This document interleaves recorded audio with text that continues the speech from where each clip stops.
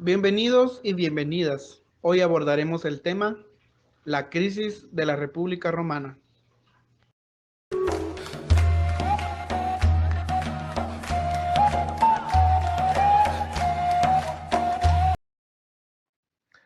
Para hablar de la crisis de la República Romana debemos comprender que nos situamos entre los años 133 al 44 a.C. En este periodo de tiempo sucedió un cambio político de trascendencia bastante significativa debido al cambio de gobierno aristocrático hacia el republicano que posteriormente nos llevaría a conocer por medio del Senado una monarquía definitiva que se iniciaría con el mandato de Augusto. Esta República Romana, como la conocemos, pasó por una crisis que aconteció debido a una serie de conflictos y guerras civiles que externamente podían entenderse no solo desde la ampliación del imperio, sino también debido a múltiples controversias y disputas de poder. Una de las cosas que debemos comprender es que la división del imperio desapareció en tiempos de Constantino I el Grande entre los años 306 y 337.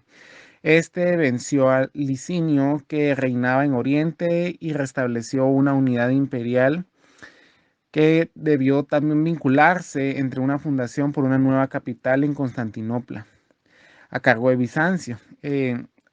Este se convirtió al cristianismo y puso fin a muchas de las perspectivas religiosas que se conocían, y también prohibió combates entre gladiadores y resistió a otros entendidos que se habían fijado durante épocas anteriores. La división que se había plasmado también fue conocida por otros emperadores. También podemos mencionar en esta medida a Diocleciano, que reorganizó administrativamente al imperio, agrupando las provincias en diócesis. Y en esta medida, Maximiano, en calidad de Augusto, le confió el mandato de Occidente a este personaje.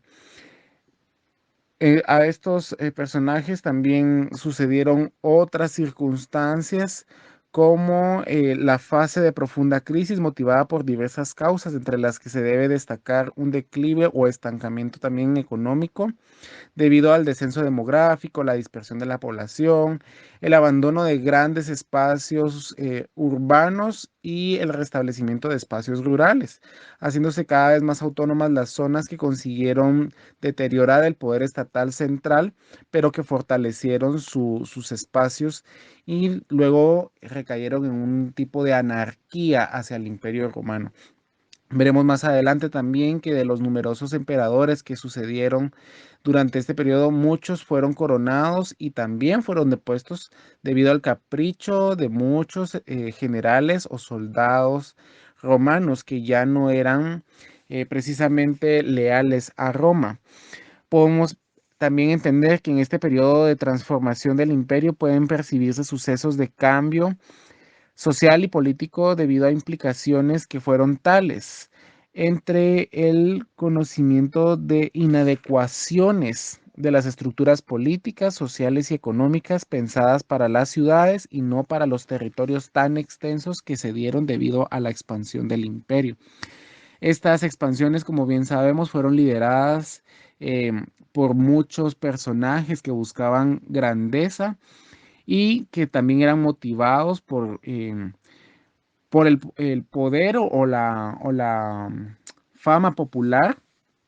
Pues se beneficiaba al pueblo como tal de los botines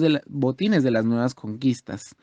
La economía romana basada en el cultivo de la tierra se vio muy afectada, pues se requirió en el siglo segundo antes de Cristo de la mano de obra no reconocida, o lo que hoy conocemos como obra barata,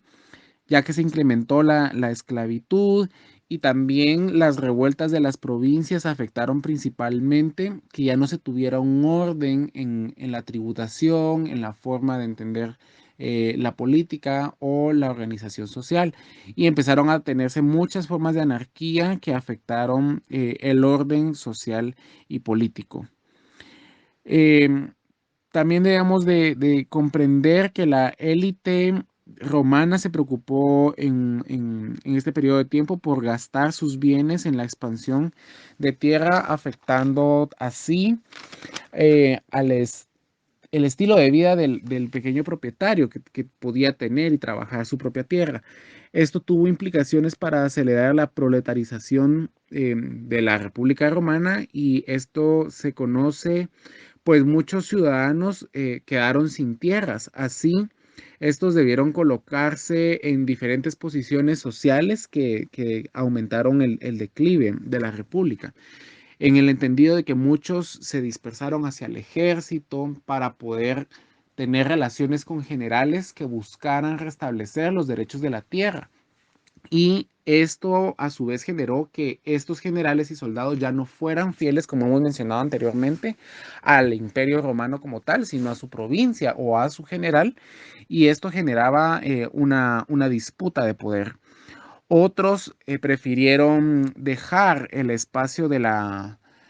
ruralidad y se centraron en los espacios urbanos, es decir, en la ciudad capital, para poder incrementar la plebe romana, que generó un aumento de la idea y práctica del voto popular, que posicionaría a magistrados en espacios del Senado para favorecer la aprobación de leyes, buscando siempre la reestructuración de la tierra. Y esto, pues, permitió la concesión de poderes a generales romanos y también a magistrados que harían en algún momento decisiones arbitrarias por el poder, la riqueza y el prestigio, que fueron tres conceptos muy conocidos en ese momento, y fueron también esenciales para este proceso que generalizó la violencia pese a la constante disputa de poder que hemos mencionado. Esto llevó principalmente a la búsqueda de la riqueza y el dominio, lo que se promocionaba desde el Senado por los magistrados, que tenían las facultades para declarar situaciones de emergencia que podían ser canalizadas por medio de los cónsules, que buscarían alternativas para poder salvar las bases de la República. Sin embargo, lamentablemente, y como hemos visto en la historia, la diversidad de controversias, levantamientos, revueltas y otros sucesos sociales desde las provincias afectaron las bases de la República, que fueron posteriormente situando declives políticos, sociales e ideológicos.